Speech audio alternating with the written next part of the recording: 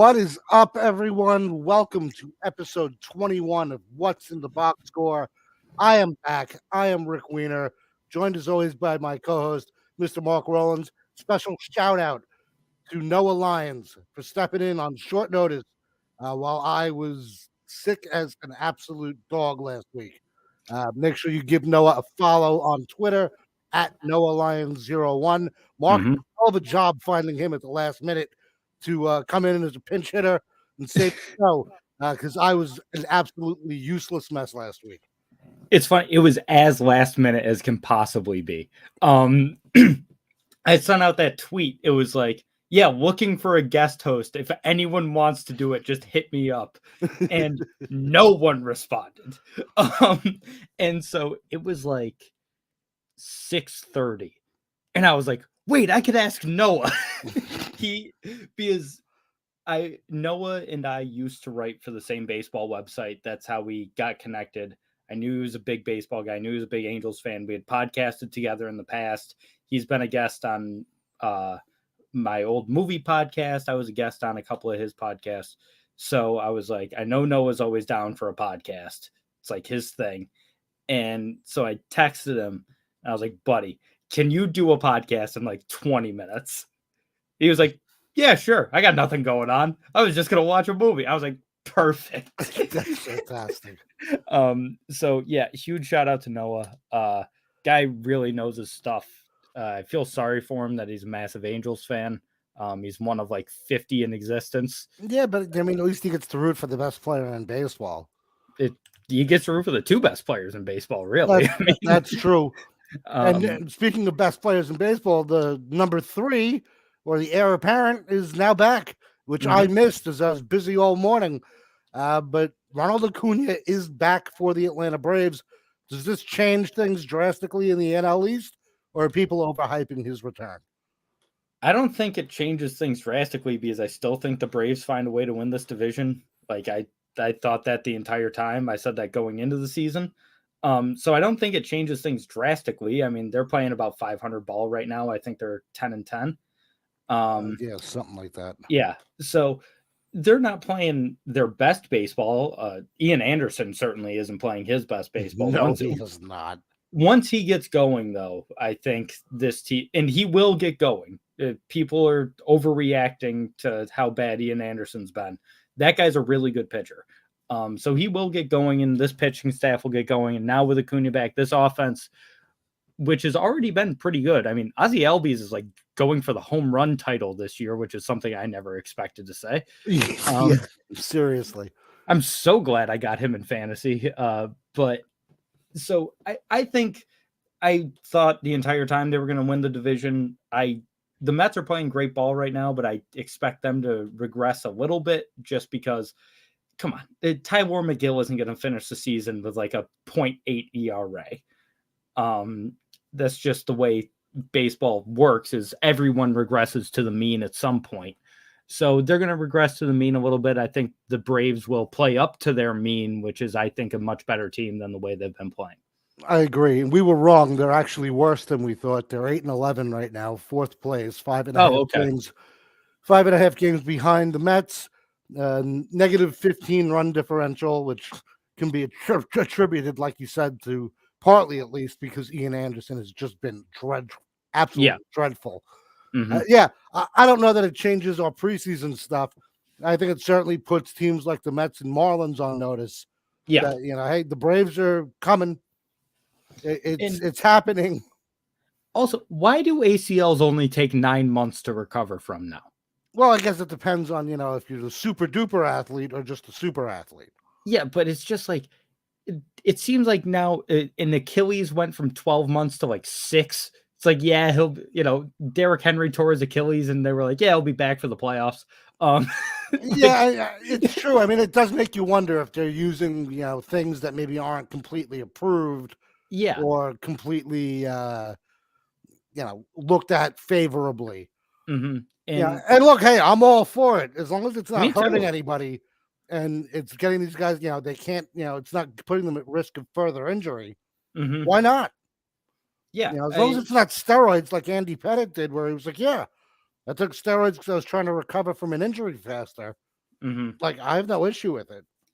But it is odd. I mean, even with weird. It's just weird. Even with medical technology improving, like, it's still very strange that this suddenly happened, where we can cut months, not weeks off of a recovery time from a major injury like that. Yeah. Speaking of the Mets, I think I don't want to see them play baseball anymore. I just want to see like a fight. They need to get like, all right. So the term in baseball is benches clearing brawl. That's what, that's the go-to term. That wasn't a brawl. It was a scuffle. It was an altercation. Yeah, I need to see this team in a Reds and Pirates style brawl from a few years ago when Yasiel Puig wanted to kill everyone in the city of Pittsburgh. I need to see Pete Alonso actually put someone in the hospital like he said he wants to. No, I want to see Pete Alonso pick Stubby Clapp over his head and just shake him while he's screaming and then slam him to the ground. Shout out to Jake Johnson, another one of the interns on the Man-Child show, who today was talking about this and brought up the name Stubby Clapp that Man-Child, Boy Green, nor I had ever heard in our entire lives. What a name. Stubby Clapp? Are you kidding me? Yeah, I mean, I had to actually, when I heard the name the first time, I was like, mine's not so bad. It's just, what a wild name. And that's only a name you'll hear in baseball. You won't hear that name nowhere else. Yeah, no, like if a guy's like, hey, I need a plumber, I got to call Stubby. No, go find someone else. Yeah. We're not letting Stubby into the house. That's such a baseball name. It's such an old-timey baseball name to be in the year of our Lord 2022 as well. Yeah, like if you told me that Stubby Clapp played for the Cincinnati Red Stockings in 1876. Yeah. I'd be like, oh yeah, sure. Yeah, Stubby, Hall of Famer. He's probably got like the Mr. Red mustache, the curly cues and everything. Mm-hmm. But yeah, no, not in 2022 is a guy named Stubby Clapp running around a baseball field, even as a coach. But yeah, it's just ridiculous what's going on with the Mets. How do you get hit 19 times in 20 games? I don't understand how it happens. It's like you can't tell us that it's not intentional. Yeah. There's no way. Especially when Major League Baseball comes out and is like, well, statistics show that players are getting hit by pitches far less frequently than they did in previous years. Not except for one team. So, like, if your stats are telling you this, and you see, well, there's an outlier here with the Mets, maybe you need to have a conversation with the other 29 teams and just be like, listen, you're gonna kill someone. You need to stop. Yeah. And Pete Alonso's already been hitting the helmet twice. Like, it's not just they're hitting him in the leg, they're hitting him in the ass like Sean Murphy. Like, it's these guys are getting hit by dangerous pitches. Many of these are up and in, which I've always said, hit a guy as much as you want. If you hit him in the ribs, if you hit him in the ass, if you hit him in the back, whatever. Do not throw at a guy's head. That's like, that's 95 miles an hour that could hit someone in the eye. It ruined Giancarlo Stanton for like 2 years. Like, don't do that. And also, Nolan Arenado, that ball wasn't that close to hitting you. No, Nolan Arenado's a joke. That was a joke. It really wasn't that close. It was more of a message pitch than anything. Mm-hmm. And look at what the Mets have done. They've been hit 19 times in 20 games. Not once did they charge the mound. You've had Buck come out a couple of times and be like, hey, fucking stop it, because that's what Buck Showalter does. Yep. But not once did they charge the mound. Not once did they get into any sort of brouhaha or altercation. And Nolan Arenado gets one a little up and in. And it's like, whoa, dude, you fucking watch it. Dude, calm down. Yeah, really. That entire situation was in props to Yohan Lopez, who just got called up to make one appearance And in his one appearance, he throws one up and into Nolan Arenado. Yeah, he knows.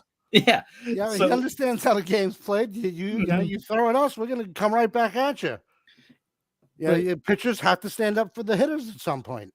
Yeah, and I'm glad someone finally did it, and I'm glad it wasn't Max Scherzer because the Mets need Max Scherzer to throw as many innings as possible. So if he in the third inning throws one at Arenado or something, then Mets fans are pissed because Max gets tossed from the game. And so I'm glad it was someone like Yohan Lopez who has his one appearance in the month of April, and he'll probably be back up at some point, but has his one appearance, and he's like, yeah, I'll give this guy a little bit of sweet chin music and see how he likes it. There's no better way to endear yourself to a bunch of new teammates. Mm-hmm.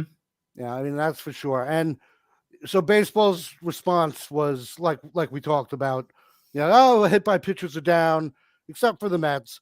And rather than, being the leader that he claims to be, and show up to Flushing tomorrow to talk to the Mets about it, Clown Prince Manfred is sending Executive Vice President of Baseball Operations Morgan Sword to go talk to the Mets tomorrow.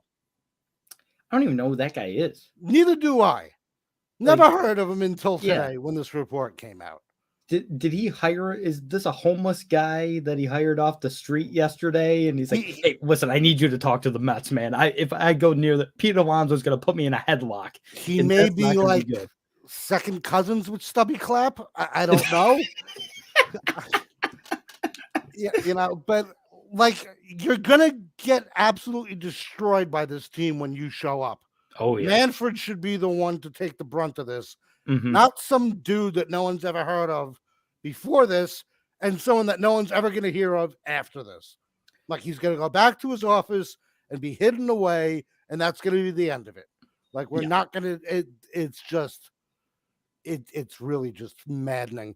I mean, it got to the point where Chris Bassett came out and called the entire league out and was just like, your baseball suck. Everyone in the league knows that they suck. We've told you that they suck, and you don't give a shit. So stop talking about player safety because you don't care. We need to, this whole baseball thing, like messing with the balls, it needs to stop. It's unbelievable how something that for the past, let's say 80 years has stayed pretty much the same. And then a new commissioner comes in and he changes it every single year, sometimes halfway through the season, but then keeps the ones that he had early in the season. And doesn't tell anyone. He doesn't tell anyone, and then it's just totally random if a pitcher is going to give up 3 home runs that day or not. Like, it's just the fact that he insists on messing with the baseball. What if Adam Silver every year decided to add or take away a panel from the NBA basketball? It would mess everybody up. Everybody would be like, this feels different. I hate this. Why is this a thing? And you would see, Steph Curry might make 60% of his threes. He might make 25% of his threes. Right. And like, it has such a fundamental impact on the game, and he won't leave it alone. It pisses me off. Pisses me off too, and it also pissed me off that, I don't know if you saw this, John Heyman wrote a piece for the New York Post on Tuesday. I did not read it, no. He was talking about, why offenses are struggling and why runs are down across the board, and he gives a bunch of different reasons. But the last section is the ball.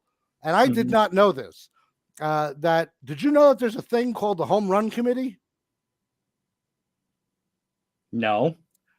The Home Run Committee, and I'm quoting here, comprised of many scientists, recommended adjustments in the core coefficient of resolution set to the midpoint and an increase in drag following 2019 when utility infields were regularly going oppo taco. So basically in 2019, Rob Manfred got a bunch of scientists in a room and said, we're tired of guys like Ronald Torres hitting opposite field home runs. Do something to the ball to make this stop. And they've been playing with it ever since. It's amazing. Amazing to me that the man who claims to want more action then says there's too many home runs. Yep. He's like, his whole thing is, I want more action in the game of baseball. I want less strikeouts. I want more balls in play. You know what the most action-packed thing in the sport of baseball is? Hitting one over the fence. Yeah. It's everyone's favorite thing. Who doesn't love to see 1,000,000 home runs hit in a game? What's the most iconic baseball commercial of all time? Chicks dig the long ball. Exactly. Like, it's just, he is so grossly out of touch. I can't imagine being a commissioner of a sport and being that out of touch with not only what the fans want, but what the players want, what front offices want, what managers want. Everyone outside of those shitty owners out there that aren't named Steve Cohen, the other 29, everyone outside of those 29 people hates this guy because he's so out of touch with what they want. It blows my mind. It's pretty amazing. Just to finish this section, because it gets a little more insane. Good. Plus, there are variables we may never know or understand. It has even been suggested. Now, make sure you grip the man, I can already tell this is going to piss me off. Oh, you may throw something. It has even been suggested that a cow's diet may affect the balls, which is something few have pondered or wished to. So you're telling me they're thinking that only whether that comes from grass-fed cows or whatever can apparently I'm flabbergasted. I don't even know what to say to that. Excuse me. I couldn't even begin to form an opinion on that statement because it is so outlandish and something that it shouldn't be considered. No, it shouldn't be considered. It's one of the dumbest things I've ever read in my entire life. A cow's diet will affect the leather on the ball enough to determine if it's a dead or alive ball. Okay, fine. You want to make changes to the ball? You use wiffle balls. There you go. Then it doesn't matter what cows eat. We're getting to that point. Just do the old get a wiffle ball, throw some duct tape on it like we used to make it fly further, and there you go. You'll still have Giancarlo Stanton hitting, 400-foot bombs. It's just they'll go like this in the air. No one will ever catch a fly ball ever again. No, you want more action. You're going to have 48 errors a game. Yeah, and pitches will actually look like those the video from Japan with the guys side-arming bottle caps. I was just watching that video. I'm going to get that. That's unreal. Oh, I was watching it, and I was just like, this is just wild. Absolutely wild. I'm pretty sure I liked it. Yeah, here it is.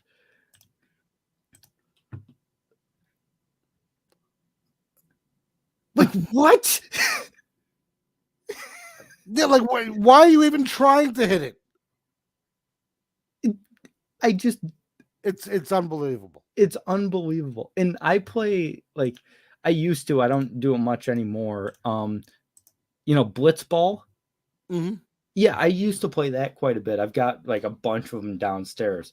And, that's how it felt. You can throw a rise ball and you can throw these big sliders. And it was so much fun. Now they're doing that with literal bottle caps.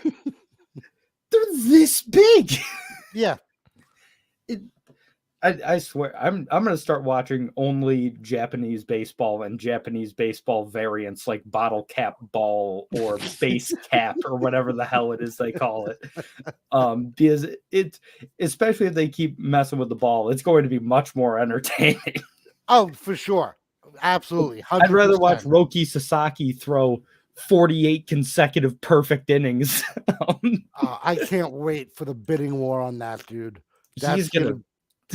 Oh man, he's doing this and he's 20 years old and he throws the first perfect game in Japan in like 30 years. Yeah, I mean, he puts guys like Otani and Daisuke and Mhm. everyone that came before him to shame. I mean, this guy's gonna be it's gonna be an absolute joke Yeah. when he gets over here. The Mhm. hype. Yeah. Because like you said, he's 20 and people are still already just drooling. Like, Yeah. can you wait? Can you imagine what he's gonna do to big league hitters? I found myself staying up until, like, I didn't go to sleep one night so I could watch the start after his perfect game. Oh, come on. I didn't. I didn't go to sleep. I Oh was no, like, I believe you, yeah, but that's crazy. and because I was like, I need to watch this guy. And then he threw 8 perfect innings. Yep. Because one perfect game wasn't enough. Needed to see if he could do back-to-back ones. He probably would have if his team scored a run. Yeah, probably. You're It was probably right. Well, and he blew my mind. This but guy. maybe his team should have been stealing signs. That's true. Yeah, because the Yankees did it, the Red Sox did it, the Astros did it, but the Yankees got in trouble most recently of those three. Mhm. Can we talk for a second about how much of a nothing the hype over this stupid letter is? Like, did we Yeah. learn anything that we didn't already know? Aside from the fact that the team got fined $100,000, like, whoop-de-doo. I can confirm, without ever witnessing it firsthand, that Hal Steinbrenner blows his nose with $100,000 when he's got a call. Mhm. Like, it's tissues to him. It Yeah, it was nothing. And all of the reports that were going around, this is going to shake baseball. This is worse than the Astros. It's worse than the Red Sox. Like, there were so many of those reports going around about how big this was going to be. And yeah, we knew that the Yankees were involved in stealing signs with technology before anyone else. It was like the Yankees and Red Sox did it like the same time in 2015, 16. And then the Astros obviously had the worst case with the trash can. And the Red Sox did it again in 2018. That's why they faced such harsh penalties. But yeah, we knew that that happened. We just didn't know the full extent of it, or at least we thought. It turns out we did know the full extent of it, but Right. everyone thought it was like, oh yeah, we actually don't really know what was going on. Turns out we knew exactly what was going on. And it, like you said, it was a nothing burger. It was Yeah, and absolutely I nothing. feel like the Yankees made the whole thing worse by coming out, oh, we can't let this letter be released. It's going to do all sorts of damage to the brand. I think I saw this on Twitter, and I would credit it if I remembered who it came from. And I agree with it. I think that was a deliberate play. It was, they wanted to do that so when it came out, it ended up being nothing. Everyone would just forget about it immediately, which is what happened. It wasn't even a story. No, not really. I It mean, was such a non-story. And Jeff Passan put out a bunch of tweets about it, and everyone was like, "Oh, okay, that's it." And everyone moved on with their life. So if it was a deliberate play by Hal Steinbrenner and Brian Cashman to be like, no, this can't get out. We're gonna keep countersuing. We're gonna like all this stuff. That wouldn't surprise me at all. no, that's a good point. I didn't think of it because I guess I don't give enough credit to Steinbrenner and Cashman to be devious enough Mm-hmm. or intelligent enough to come up with that kind of a plan. But yeah, that sounds like the most logical and reasonable answer as to why they did what they did. I know it got significantly darker on my side of the video. The light that I have just went out, and I can't do anything about it. So just deal with me in shadows, people. I don't know what to tell you. Mm-hmm. Uh, I do know what to tell you, though, that it was not Kansas Wesleyan University's opponent that seems to have put paint thinner in their water jug. There, we got an update this afternoon. Did you see Oh, it? did we? No, Oh I didn't yeah. see this. Oh yeah, we got an update this afternoon from the Associated Press. Paint in Kansas Wesleyan baseball team's water cooler. 2 juveniles suspected. So Oh now they're going to blame it wow. on the kids. They're wow. Okay. Yeah. Now that Um. is insane. Like, you open your water jug and you see that, There we like go. 1,000%, I am totally going to think Bethany College is trying to kill me. Also, they won by 31. They set a school record. They never scored that many runs ever. Yeah. But that was when that picture started going around. That's one of the most unbelievable. Like, there was paint thinner. They were actively poisoned. Yeah, like you could legitimately kill somebody with that. Yes. This is a crazy story that I feel like outside of people being like, whoa, this wasn't being talked about enough either. Someone tried to poison an entire college baseball team. Yep, and yeah, according to the police, they didn't say how they connected 2 juveniles to it, but they are pretty sure it was the 2 juveniles that they have that did it. Interestingly enough, I did not realize this. Both teams are separated by 18 miles in a community of 3,000 people in central Kansas.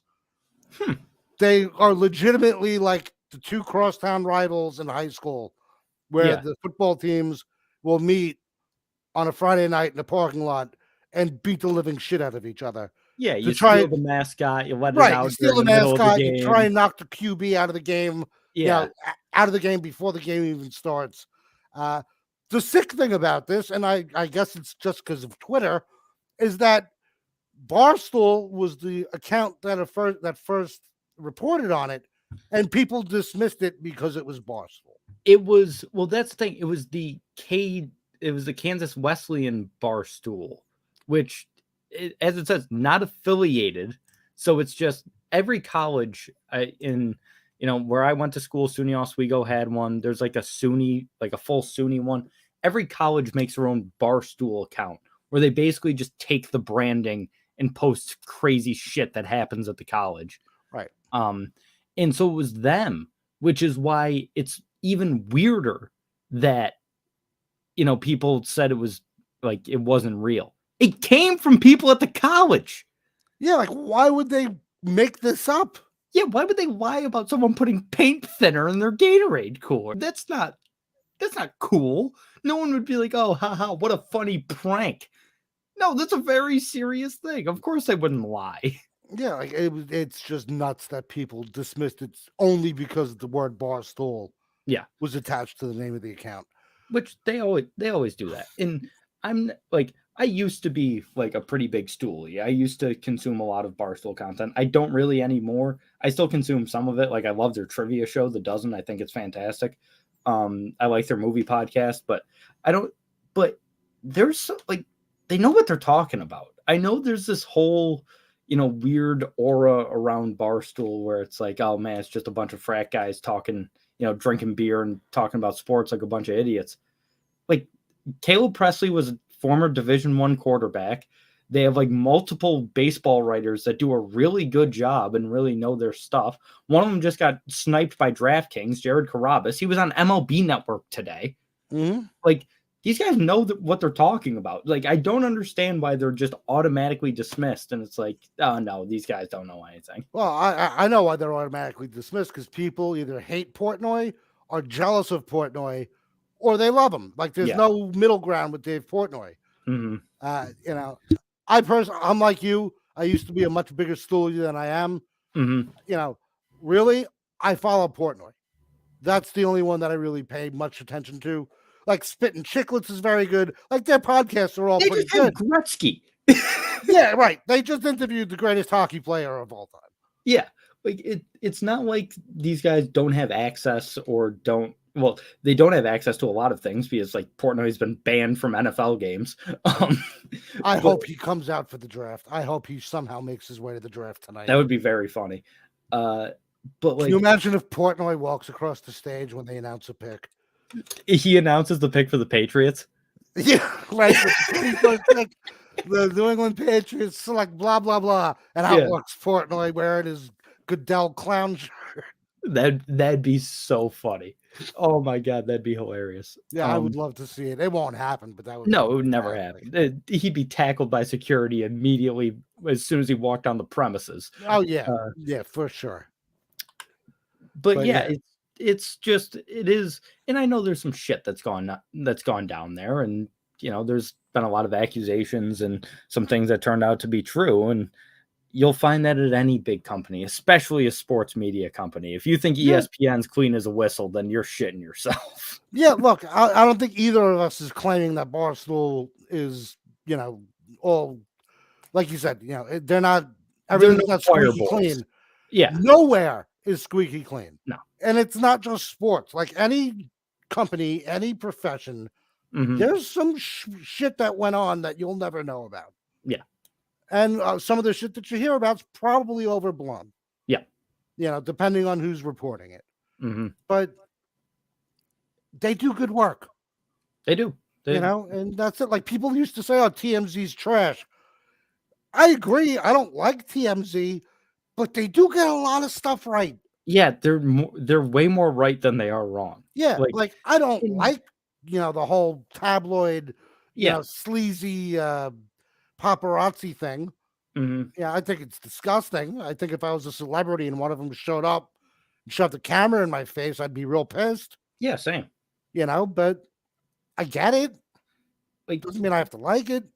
And the perfect example of that is they were the first ones to report that Kobe Bryant died. And like, I didn't believe it because it came from TMZ. And I was like, there's no way this is true. I mean, like, come on. It's just TMZ being TMZ. They're just trying to grab headlines. But no. They were right. And they got the scoop first. And it is also shitty that they pay people for information quite often. That is how they get a lot of their information. But it's shitty. But hey, they like you said, they do good work and they are right quite a bit. So hey, TMZ, if you're watching, you can pay me for information. I have the scoop of all scoops about the Man-Child show. Mark and I talked about this before we went live. Mark knows exactly what I'm talking about. I will blow up the Man-Child show with Boy Green. I will destroy it all. People's minds. It's mind blowing. It's pay me and you can have the scoop. That's it. I'm just throwing it out there. Anything else you want to talk about, Mark? I know that you are pressed for time tonight because you have a previous engagement. We kind of jumped on in between when you should probably be taking a nap or eating dinner or something. I'm fine. I had a very big lunch, so I'm not too worried about dinner. I'm not really that hungry. There was something else that I saw and I forgot. Oh, it was the we both liked it on Twitter, and was it Tom Kopech? Or not Kopech, Tom Kohler? Oh yeah, he came out and he was going after the MLB too. Yeah, he basically said, changing the baseball is, hurting control issues. Like it's causing a lot of control issues. I can get it up. Which Tom Kohler, for people that might not remember, is a former major league pitcher. Pitched for the Dodgers, the Marlins. He had a couple of decent years for the Marlins, I think. Yeah, he wasn't a bad pitcher. Yeah, here it is. Crackdown on grip is starting to become dangerous. Insane amount of batters hit to start the season. So it goes back to the whole spider tack thing. Yeah. Like the whole sticky stuff. And I've sort of come around on that ideology. Like, just let pitchers use whatever the hell they want. Like, spider tack, I feel like, was going maybe a little bit too far. I have no problem with pitchers using pine tar and stuff to get a little better grip in April when it's cold and it's wet a lot of the time. I don't know how you feel about it. But yeah, no, I'm with you. Hayward Perry's going to put Vaseline on the ball, like, and turn into a Hall of Famer because of it, and no one cared at the time. Like, I really don't have a problem with pitchers using pine tar or something to get a better grip on the ball. Right. I mean, I understand the argument against it because they say, "Oh, well, it gives the pitchers an unfair advantage." Maybe, but you know what? I'd rather a pitcher be able to grip the ball than kill somebody.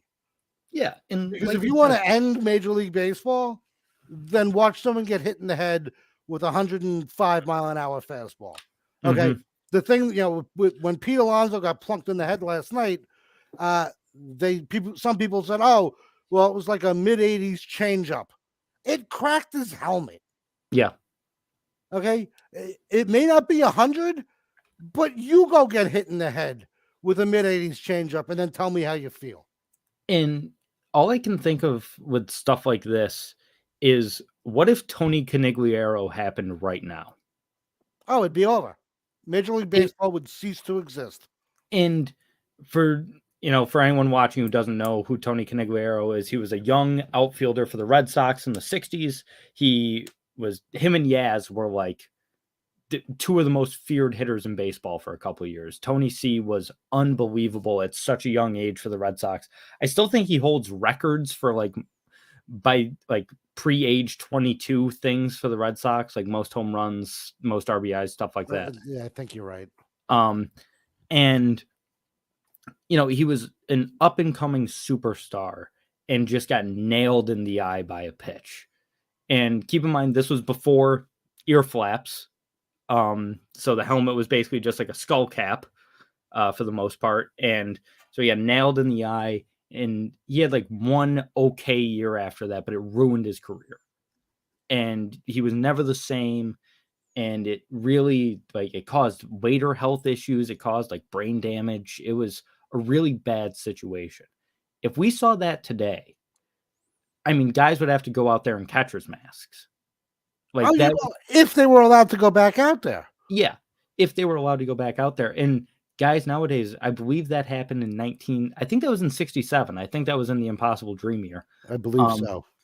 And guys throw a lot harder now than they did in 1967, unless your name was Nolan Ryan or Bob Gibson. So, guys throw a lot harder now with a lot more spin on the ball. So if you catch one, if Jordan Hicks hits somebody in the eye, it's not going to be good.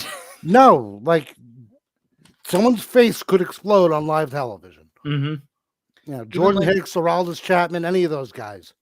Even when Stanton got hit, and that messed him up for 2 years, really. That was Mike Fiers pitching. Fiers topped out at 93. Right. Yeah, you're not talking about a flamethrower there. Yeah. So it's scary, really, to think about it. And that's why I'm so against, just don't even go near the head. Even Pedro Martinez is my favorite pitcher of all time. And that's the one thing I hate about Pedro, is that he would go at a guy's head. It's Pedro, you could have been better. I'm all for pitching inside. Yeah, I am too. I'm all for hitting a guy if the situation calls for it. Yeah, but I don't mind a little bit of beanball. Right, but like you said, you hit him in the butt, you hit him in the back, you hit him in the leg, you hit him in the shoulder. You don't hit him in the head. You have 90% of the human body you can hit. There's 10% of the body that you can't hit, and it seems like that's where guys always go, and I'll never understand it.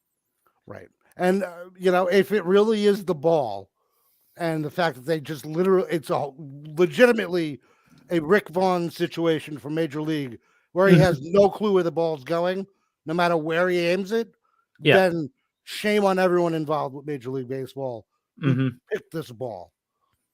Because they put everyone in danger. Yeah, it's just, it's Rob Manfred being so out of touch that he has no idea what he's doing. Mm-hmm. I legitimately think he thinks baseball is a different sport than it is. I don't know how he got this perception in his head. He doesn't understand Major League Baseball. I think you're right. I don't think he has a clue. I don't know what he thinks it is. I don't either. But I don't think he does either.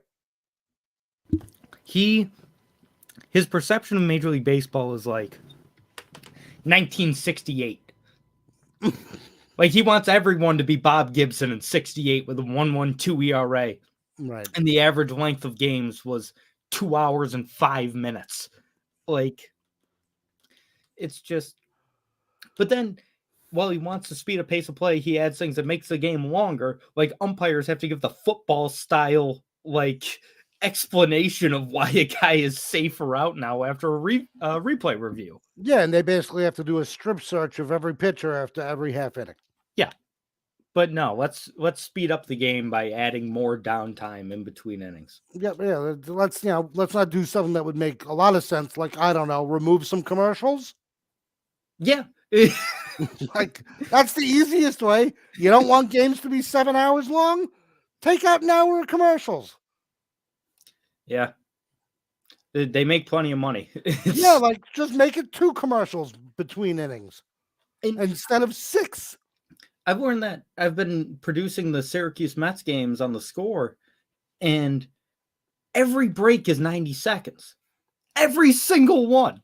That'd be perfect. It's perfect. Games are done in like 2.5 hours. It's still 9 innings. They still have to do everything that they do in the major leagues. They're still getting advertising revenue. Outside of replay, obviously. Right, they don't have of course, replay in the minor obviously. leagues, but everything else is the same. Every break is 90 seconds. It's not 3 minutes with 2 Chevy commercials and like it's so it can be done. The minor leagues do it, and today was a 13-6 game that seemed to take forever. It was 3 hours on the dot. Yeah, and that's 20 runs. Yeah. It's like sometimes the right answer is the simplest one. Mm-hmm. You don't have to get crazy creative to fix a problem that you created. Yeah. It's maddening. It is maddening. We are both going to lose our minds tonight when our favorite respective NFL teams don't take the players we think they should take. I hope your Eagles fall flat on their face. I hope they take a punter with their first pick, and I hope they take a punter with their second pick, and that's it. That's it. I don't even need to hope the Giants fall flat on the face because they always do. Hey, at least we did something right. We declined Daniel Jones' 5th-year option today. That is true. That actually kind of surprised me. No, not at all. The new regime has never seen him play. That's true. So why are they going to say, "Oh yeah, we'll give you $20 million next year"? But yeah, you want to play, earn it. Yeah, it was a smart move, and what did blow my mind, he had 24 touchdowns his rookie year and 21 touchdowns since.